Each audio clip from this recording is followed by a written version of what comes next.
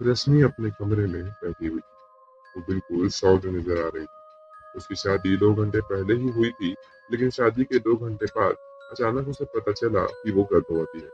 रश्मि को जब ये पता चला तो उसके पैरों तले जमीन खिसक गई।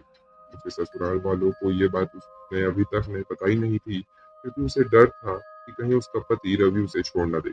अगर ऐसा होता तो रश्मि के परिवार की इज्जत की धज्जियां उड़ जाती। ये बात सिर्फ एक औरत जानती थी, और वो थी रश्मि की चाची रोहिणी। रोहिणी रश्मि को ताने मार रही थी और पूछ रही थी कि वो बच्चा किसका है। पर रश्मि ने कहा कि उसे इस बारे में कुछ भी नहीं पता। उसने तो कभी किसी लड़के से बात भी नहीं की। रोहिणी ने कहा, झूठ मत बोल, ऐसा भी कभी होता है क्या? फिर साफ साफ बता दे, वरना मैं जाकर तेरे पिता को सब कुछ बता दूंगी। रश्मि ने उसके पांव पकड़ लिए और कहा कि वो उसके पिता को कुछ न बताए, क्योंकि अगर ऐसा हुआ तो वो ये सदमा बर्दाश्त नहीं कर पाएंगे। वो बार बार यही कहती रही कि उसे सचमुच कुछ भी नहीं पता है कि ये सब कैसे हो गया। तभी किसी ने दरवाजे पर दस्तक दी और रश्मि डर गई। उसने दरवाजा खोला तो सामने रोहिणी की बेटी जागृति खड़ी हुई थी। उसने रश्मि से कहा कि विदाई का समय हो गया है। रश्मि उसके साथ चली गई। रश्मि का परिवार गरीब था, लेकिन उसकी शादी एक बड़े घराने में हुई थी। विदाई के समय जब वो रोहिणी से मिली तो उसने कहा कि वो किसी को कुछ न बताए। रोहिणी मान गई और फिर रश्मि की विदाई हो गई। अपने ससुराल जाने के बाद रश्मि बहुत ज्यादा परेशान थी, क्योंकि उसे समझ नहीं आ रहा था कि वो इतनी बड़ी बात रवि को कैसे बताए। वो अपने कमरे में ही थी कि तभी रवि कमरे में आया। रश्मि और परेशान हो गई। रवि ने कहा कि वो बहुत थक गया है और सोना चाहता है, तो वो कपड़े बदलने के लिए चला गया। रश्मि ने सोचा कि वो ये बात उसे समय देख के कभी और बता देगी। अगले दिन जब रश्मि उठी तो उसे कुछ आवाज सुनाई दी। वो बाहर गई तो उसने देखा कि घर के मंदिर में कुछ हो रहा है। वो जल्दी से नहा धोकर मंदिर में गई। रवि पहले से वहां पर था। वहां पर एक पंडित हवन कर रहे थे। रश्मि ने रवि से पूछा कि ये सब क्या हो रहा है। तो रवि ने कहा कि ये उनके घर का रिवाज है। जब भी घर में नई बहू आती है तो जोड़े की अच्छी शादीशुदा जिंदगी के लिए ये हवन कराया जाता है। हवन के बाद सब अपने काम में लग गए। रश्मि काम कर ही रही थी कि अचानक उसे किसी का कॉल आया। वो अनजान नंबर था। जब रश्मि ने फोन उठाया तो सामने से किसी ने कहा, कैसी हो रश्मि, तुम्हारा बच्चा कैसा है? ये सुनते ही रश्मि के होश उड़ गए। उसने कहा, कौन बोल रहा है? तुम्हें कैसे पता चला कि मैं गर्भवती हूँ? वो आवाज किसी आदमी की थी। उस आदमी ने कहा, इससे तुम्हें कोई मतलब नहीं है कि मुझे कैसे पता चला। तुम बस इतना जान लो कि अगर ये बात तुम्हारे ससुराल वालों को मालूम पड़ गई तो क्या हो। रश्मि ने उससे विनती की कि वो ये बात किसी को न बताए। उस आदमी ने कहा, अगर तुम चाहती हो कि ऐसा ना हो तो तुम्हें मुझे 50 लाख रुपए देने होंगे। रश्मि की तो आंखें जैसे बाहर आ गई। उसने कहा कि वो इतनी बड़ी रकम कैसे दे पाएगी। उस आदमी ने बोला कि उसके ससुराल वाले बहुत ज्यादा अमीर हैं और उनके लिए 50 लाख रुपए बहुत छोटी रकम है। उसने धमकी दी कि अगर रात तक उसे पैसे नहीं मिले तो वो सबको सच बता देगा। फिर कॉल कट गया और रश्मि के ऊपर जैसे पहाड़ टूट पड़ा। उसे समझ नहीं आ रहा था कि अब वो अपने ससुराल वालों से इतने पैसे कैसे मांगेगी। सारा दिन रश्मि बहुत परेशान थी। फिर रात को जब रवि घर आया तो उसने उससे बात करने की कोशिश की, लेकिन उसकी हिम्मत ही नहीं हुई। उस आदमी ने 12 बजे तक पैसे लाने को कहा था। रात के 9 बज ही चुके थे। फिर रश्मि को याद आया कि उसे शादी में बहुत सारे गहने मिले थे। उसने सोचा वो पैसे के बदले गहने दे देगी। फिर रात को जब रवि सो गया तो रश्मि सारे गहने लेकर चुपचाप उस जगह पर गई जहाँ उस आदमी ने उसे बुलाया था। वो जगह बिल्कुल सुनसान थी।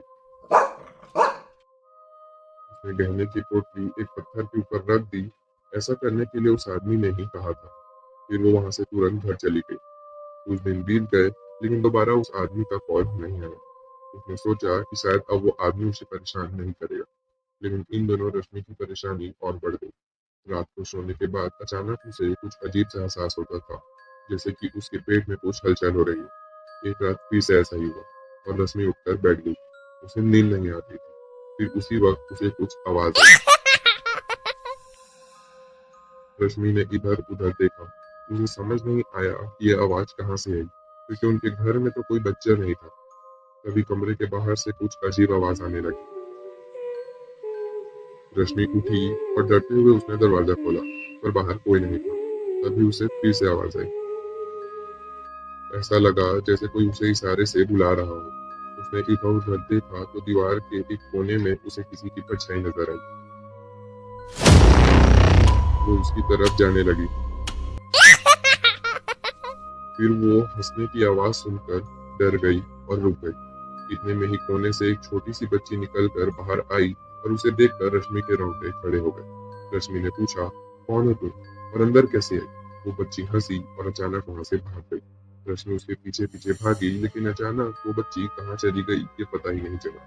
रश्मि डर के मारे कांप रही थी। वो ये बात बताने के लिए रवि के कमरे में गई, लेकिन उसने देखा कि वो गहरी नींद में सो रहा था, तो उसने उसे नहीं उठाया और खुद भी सो गई। फिर अगले 2 से 3 दिन तक रात को उसे ऐसी ही आवाजें आने लगी, और जब वो इधर उधर देखती तो कभी कभी उसे वही बच्ची नजर आती थी। रश्मि का सर दर्द से फटने लगा था, और ये सब वो किसी को बता भी नहीं पा रही थी। उसकी शादी को 3 महीने बीत गए। इन 3 महीनों में उसे उस बच्ची की आवाज हर रात सुनाई देती थी, लेकिन उसने इस पर ध्यान देना छोड़ दिया, ये सोचकर कि शायद ये सब उसके मन का वहम है। वो हमेशा परेशानी में रहती है, इसलिए उसका दिमाग उसे ऐसी चीजें दिखा रहा है। वो इन 3 महीनों से रवि को सच बताने की कोशिश कर रही थी, लेकिन उसे एक भी मौका नहीं मिल रहा था, और डर भी लग रहा था कि ना जाने इसे ससुराल वाले कैसे बर्ताव करेंगे। वो जानती थी कि उसने कभी किसी लड़के के साथ रिश्ता नहीं रखा, और ये बात उसे अब तक समझ नहीं आ रही थी कि वो बच्चा कैसे आया। फिर एक दिन कुछ ऐसा हुआ जिसने रश्मि की जिंदगी बदल कर रख दी। एक दिन जब वो सोकर उठी तो उसके पेट में भयानक दर्द होने लग गया।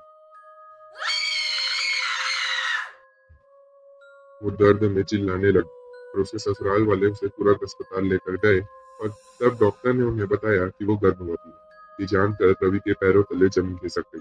वो जानता था कि वो बच्चा उसका नहीं है।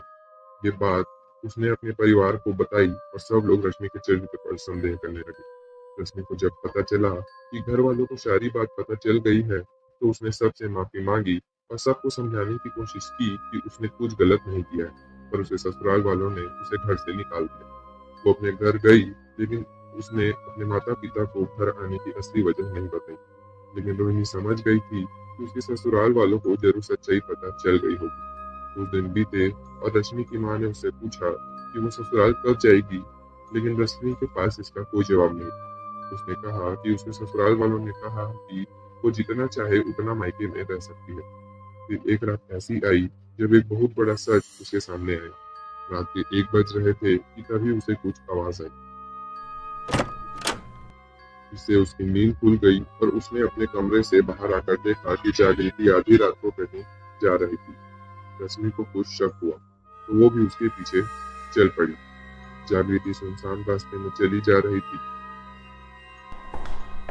कुछ देर में वो एक घर के सामने जाकर रुकी। उसने दरवाजा खटखटाया, और तभी रश्मि ने घर के दरवाजे पर रोहिणी को देखा। रोहिणी ने जागृति को उस घर के अंदर बुलाया और दरवाजा बंद कर दिया। रश्मि तुरंत खिड़की की तरफ गई, जो खुली हुई थी। उसने अंदर देखा तो उसके होश उड़ गए।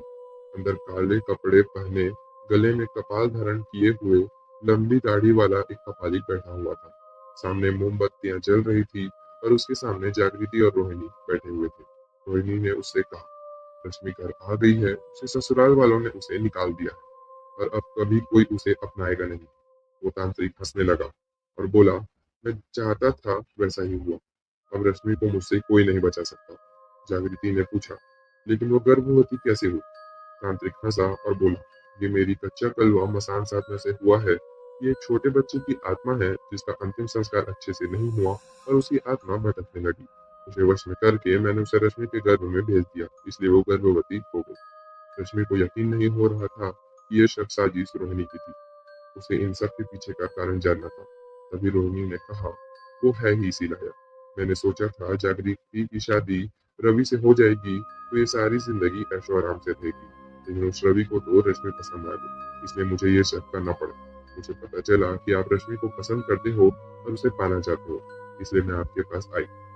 अब जब उसे गर्भवती होने के बाद सबको पता चलेगी तो उसे कोई नहीं अपनाएगा। रवि के साथ मैं जागृति की शादी करा दूंगी, और आप रश्मि को पालोगे। तीनों हंसने लगे।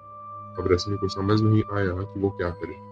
वो जानती थी कि रवि इस तरह की बात पर यकीन नहीं करेगा, और वो ये भी जानती थी कि उसकी कोख में एक शैतान है। वो उस बच्चे को ना तो मार सकती थी और ना ही उसके साथ रह सकती थी।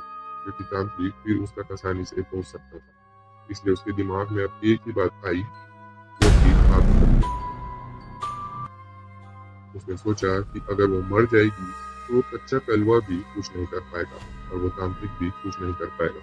वो जानती थी कि उसके गर्भवती होने की बात फैली तो उसके माँ बाप जिंदा नहीं रहेंगे, इसलिए उसने मरने का फैसला कर लिया।